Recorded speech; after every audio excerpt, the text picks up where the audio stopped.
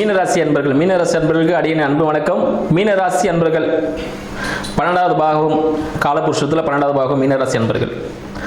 ராசியின் அதிபதி 1க்கும் 10க்கும் அதிபதி பார்த்தீங்கன்னா இந்த மார்கழி மாதத்தில் ராசிக்கு 4ல் இருக்கிறார்.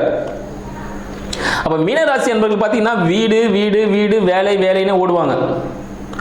வேலைக்காக ஓடுறதை விட வீட்டுக்காக நிறைய ஓடுவாங்க. உடல் உழைப்பு அதிகமாக தேவைப்படக்கூடிய ஒரு மாதமாக இந்த மார்கழி மாதம் திகழ போகுதுன்னு சொல்லலாம். நான் வீடு கட்ட போகிறேன், புதுசாக வண்டி வாங்க போகிறேன், இல்லை வீட்டில் இருந்த ஆல்ட்ரேஷன் ஒர்க் இருக்குது, இப்படியே இல்லை தாயாருக்கு இது உதவிகள் தேவைப்படுது, இது போல் நிறைய திங்கிங்கில் ஓடிக்கிட்டே இருப்பாங்க இந்த மீனராசி அன்பர்கள். இந்த காலகட்டத்தில் மேக்சிமம் வீடு கட்டுறதுக்கான வாய்ப்புகள் அதிகமாக உண்டு. புதிய இடம் வாங்குவதற்கான வாய்ப்புகள் உண்டு. வண்டி வாகனம் அமைவதற்கான வாய்ப்புகள் இருக்குது. கொஞ்சம் இந்த கொலஸ்ட்ரால் விஷயங்களை கொஞ்சம் பார்த்துங்க. நெய்லாம் அதிகம் சாப்பிட வேண்டாம். உடற்பயிற்சி கொஞ்சம் மேற்கொள்ளுங்க. உடல் ஆரோக்கியம் மிக மிக முக்கியமான விஷயமா இருக்கும். இந்த மீனராசி அன்பர்களுக்கு 2க்கும் 9க்கும் அதிபதியான செவ்வாய் பகவான் 10ல் இருக்கிறார். அப்ப தந்தை மூலமாக இருந்த பிரச்சனைகள் எல்லாம் கொஞ்சம் சால்வ் ஆக போகுது. தந்தைக்கு சில பிரச்சனைகள் இருக்கும், சரிங்களா? இது இருக்க தந்தை இவங்க கூட ஒரு சண்டை போட்டுட்டே இருந்த நிலை மாறி தந்தை இவங்களுக்கு ரொம்ப சாதகமான ஒரு பர்சனாக மாறுவார். ஆனால் அந்த தந்தைக்கு பார்த்தீங்கன்னா உடல் உபாதைகள் ஏற்படுறதுக்கான வாய்ப்புகள் உண்டு. உடல் உபாதைனா இது வயிறு சம்பந்தப்பட்ட பிரச்சனைகள் இருக்கும். அது கொஞ்சம் கொஞ்சமாக மாறி கொஞ்சம் போய்கிட்டு இருக்கும், சரிங்களா? உடலில் முன்னேற்றம் ஏற்படும். மீனராசி அன்பர்களின் தந்தையின் உடலில் முன்னேற்றம் ஏற்படும். அதற்கான மருத்துவ செலவுகளை மீனராசி அன்பர்கள் செய்ய வேண்டியிருக்கும். ஏன்னா மீனராசிக்கு 6ஆம் அதிபதி சூரிய பகவான் பார்த்தீங்கன்னா 10ல் தான் இருக்கார். அப்ப தொழில் சார்ந்த விஷயத்துல சிறிய முயற்சிகள் மூலமாக ஒரு வெற்றி கிடைக்கக்கூடிய ஒரு அமைப்பு உண்டு. அரசாங்க அனுகூலம் கிடைப்பதற்கான வாய்ப்புகள் உண்டு. மீனராசி அன்பர்களுக்கு இந்த காலகட்டத்தில் அரசாங்க அனுகூலம் கிடைக்கும். ஒரு சிறிய அழுத்தமான நிகழ்ச்சியும் ஏற்படும். இதுக்கு என்ன பண்ணணும்? தந்தையிடம் ஆசீர்வாதம் வாங்குங்கள். தந்தை சார்ந்த விஷயங்கள் எல்லாமே என்னென்ன செஞ்சு கொடுத்துருங்க. தீர்த்த யாத்திரைகள் போகணும்னா போயிட்டு வந்துருங்க. தீர்த்த யாத்திரைகளுக்கு பிளான் பண்ணினா கண்டிப்பாக தீர்த்த யாத்திரைகள் போயிட்டு வரது மிக சாதகமான சூழ்நிலை தரும்னு சொல்லலாம். 3ஆம் அதிபதி 3க்கும் 8க்கும் அதிபதி சுக்கிர பகவான் 9ல் இருக்கிறார். அப்ப தந்தையின் புதிய முயற்சிகள் மூலமாக, சரிங்களா, தந்தையின் தம்பி யாரா இருக்க சகோதரர் மூலமாக சிறிய பிரச்சனைகள் ஏற்படுவதற்கான வாய்ப்புகள் உண்டு இந்த மீனராசி அன்பர்களுக்கு. ஸோ தந்தை சும்மா இருந்தால் போதும். அவர் ஏதாவது முன்னாடி செஞ்சு வச்சிருந்திருப்பாரு, ஒரு இன்வெஸ்ட்மெண்ட்டோ ஏதோ இடம் வாங்கியிருப்பாரு, அது ரிலேட்டடான ஒரு விஷயங்களும் இவருக்கு பிரச்சனை கொடுக்கறதுக்கு வாய்ப்புகள் உண்டு.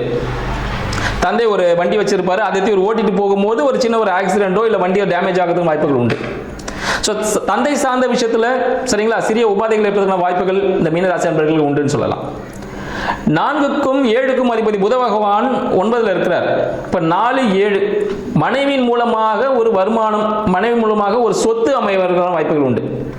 மனைவிக்கும் சொத்து அமையும், மனைவி மூலமாக இவருக்கு மீனராசி அன்பர்களுக்கு சொத்து அமைவதற்கான வாய்ப்புகள் உண்டு இந்த காலகட்டத்தில்.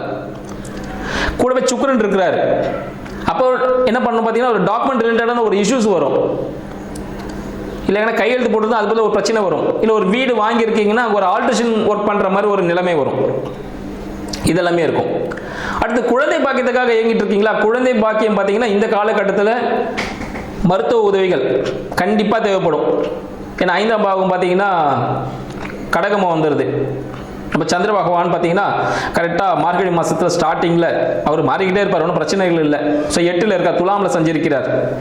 எனவே மனம் சார்ந்த விஷயங்கள் சில ஒரு திருப்தியற்ற ஒரு நிலை.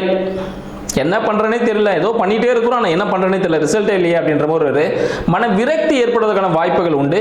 ஸோ தீர்த்த யாத்திரைகள் செல்வது மிகவும் சிறப்பான ஒரு பலனை கொடுக்கும்னு சொல்லலாம். திருமணத்திற்காக காத்து கொண்டு கூறுக மீனராசி அன்பர்கள். திருமணம்னா 7ஆம் பகவான் தான், புத பகவான் தான். அவர் எங்கே இருக்கிறார் பார்த்தீங்கன்னா 9ல் இருக்கிறார், பாக்கியத்தில் இருக்கிறார். தந்தையின் அனுகூலத்தின் மூலமாக திருமணம் நடைபெறுவதற்கான வாய்ப்புகள் உண்டு. இப்போ திருமண முயற்சிகள் எல்லாமே நீ மேற்கொள்ளலாம். தை மாதத்தில் திருமணம் நடத்துவதற்கான வாய்ப்புகள் உண்டு. 10ஆம் விஷயம் பார்த்தீங்கன்னா உங்களுக்கு தொழில் சார்ந்த விஷயங்கள்.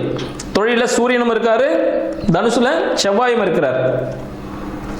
ஸோ வேலை நிறைய செய்கிற மாதிரி இருக்கும். ஆனால் வேலை செஞ்சுட்டே இருந்தீங்கன்னா அதுக்கு வெற்றி கிடைக்கிட்டே இருக்கும். வார்த்தையில் கவனம் வேணும். ஃபாஸ்ட்டாக முடிக்கணும்னு சொல்லிட்டு பண்ணாதீங்க, ரொம்ப டயர்டாகிடுவீங்க.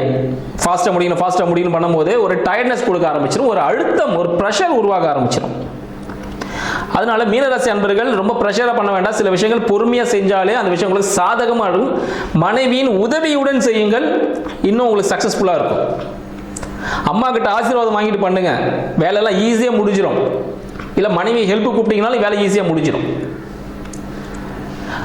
இம்போர்ட் எக்ஸ்போர்ட் பண்ணணும் அப்படின்னு நினைக்கக்கூடிய மீனராசி அன்பர்களுக்கு இந்த காலகட்டம் மிக சிறப்பானது ஒரு காலகட்டமாக இருக்கு.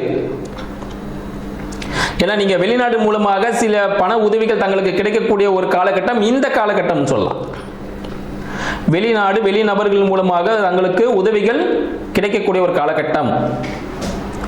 யாரையும் நம்பி காசுல எதுவும் இன்வெஸ்ட் பண்ணாதீங்க, கண்டிப்பா லாஸ் ஆகும். ஏன்னா உங்களுக்கு 12ல ராகு பகவான் இருக்காரு. ஆசை வார்த்தைகளை காட்டி உங்களை எங்கெங்கயோ கூட்டு போவாங்க, பின்னாடியே போனீங்கன்னா பணத்தெல்லாம் கரைச்சு போவாங்க. ஆனால் மீனராசி அன்பர்கள் கண்டிப்பாக கவனமாக இருக்கக்கூடிய ஒரு காலகட்டம். அரசுக்கு புறம்பான செயல்கள் எதுவும் ஈடுபட வேண்டாம். அது பண்ணும்போது என்ன ஆகும், லாபம் கிடைக்கிற மாதிரி தான் இருக்கும், ஆனால் காசெல்லாம் லாஸ் ஆகும். ஏன்னா 12ல ராகு இருக்கிறாரு, பிரம்மாண்டமாக காட்டுவார் படத்தை. நீங்க சின்னதாக ஒரே ஒரு நெல் போட்டிங்கன்னா ஒரு வயலே உருவாயிடும் சொல்லுவாங்க, அதுவே குட்டி போட்டுரும் அப்படின்னு வாழை மாதிரிலாம் சொல்லுவாங்க. ஆனால் நம்பி எதுவும் இன்வெஸ்ட்மெண்ட் பண்ணாதீங்க. அது எல்லாமே ஒரு மாய் தோற்றம் மட்டுமே. அந்த மாயை தோற்றத்தை நம்பி ஏமாந்தீங்கன்னா படமாவே போயிடும், பணமா இருக்காது. அதனால யாராவது மாற்று மொழி பேசக்கூடியவர்கள் மூலமாக விரயங்கள் மட்டுமே ஏற்படும். அதனால அவங்க கிட்ட ரொம்ப ஜாக்கிரதையா இருங்க. இந்த மசூதி இருக்கு பாத்தீங்களா, ஸோ அது வெளியே இருக்கக்கூடிய அன்பர்களுக்கு ஏதாவது உதவிகள் தேவைப்படப்படுது, இல்லை முஸ்லீம் அன்பர்கள் யாருக்காவது உதவிகள் ஏதாவது தேவைப்பட்டுச்சுன்னா, நண்பர்களாக இருக்கலாம், நம்ம உறவினர்களாக கூட இருக்கலாம், அவங்களுக்கு தேவையான உதவிகளை செய்யுங்க. அது செய்யும் பொழுது ரொம்ப சக்சஸ்ஃபுல்லான லைஃப் ரன் பண்ணலாம். சரிங்களா? உங்களுக்கு 6ல கேது பகவான் இருக்கிறாரு. சர்ச் வெளியே இருக்கிறவங்க நம்ம கிறிஸ்துவ அன்பர்கள், அவங்களுக்கு தேவையான உதவிகள் செய்யுங்க. ஆக்சுவலி மதம் வந்து பெரிய விஷயமே இல்லை. இந்து, கிறிஸ்டின், முஸ்லிம்ஸ் எல்லாமே மனிதர்கள் தான், எல்லாமே தெய்வத்தின் குழந்தைகள் தான்.